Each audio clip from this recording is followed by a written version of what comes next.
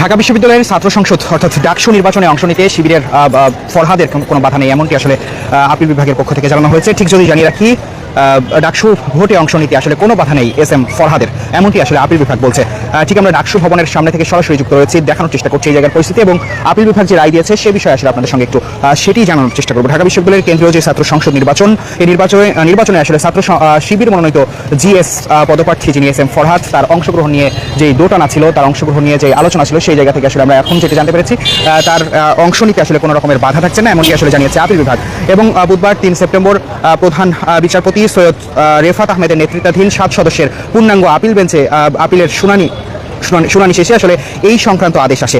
একই সঙ্গে যদি জানিয়ে রাখি ডাকসু নির্বাচনের ঘোষিত তফসিল অনুযায়ী 9 সেপ্টেম্বরেই ভোট গ্রহণ হবে, এমনটি আসলে জানানো হয়েছে সেই আদেশে, এবং স্থগিত করা হয়েছে হাইকোর্টের যে রায়। অর্থাৎ হাইকোর্টের পক্ষ থেকে যেমনটি বলা হয়েছিল যে মূলত ডাকসু নির্বাচন 30 অক্টোবর পর্যন্ত স্থগিত করা হলো, সেই রায়ের ব্যাপারে আসলে জানানো হয়েছে। এবং ঠিক যেটি বলছিলাম, ঢাকা বিশ্ববিদ্যালয় কর্তৃপক্ষের আইনজীবী হিসেবে আদালতে ছিলেন শিশির মনির। তিনি আসলে যেমনটি জানিয়েছেন, শুধুমাত্র ছাত্রলীগ করার কারণে কারো প্রার্থিতা বাতিল করা হয়নি, এটা ভুল তথ্য।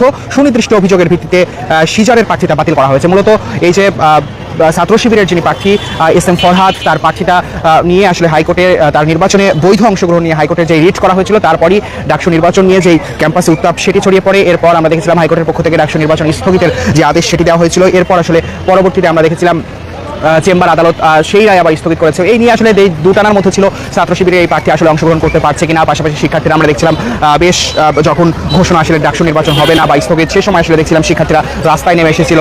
ঠিক সর্বশেষে এখন আসলে আজকে যে শুনানি হয়েছে সেখানে বলা হচ্ছে সেই রায় বহাল থাকছে এবং ডাকসু নির্বাচন 9 সেপ্টেম্বরে অনুষ্ঠিত হবে। পাশাপাশি যে শিবিরের GS প্রার্থী SM ফরহাদ, তিনি আসলে এই নির্বাচনে অংশগ্রহণ করতে পারবেন, কোনো বাধা নেই।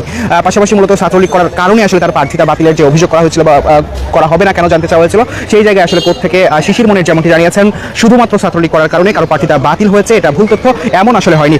ঠিক আপনারা জানেন, সুনির্দিষ্ট অভিযোগের ভিত্তিতেই যে সিজারের প্রার্থিতা বাতিল করা হয়, তেমনটি আসলে শিশির মনির বলছেন।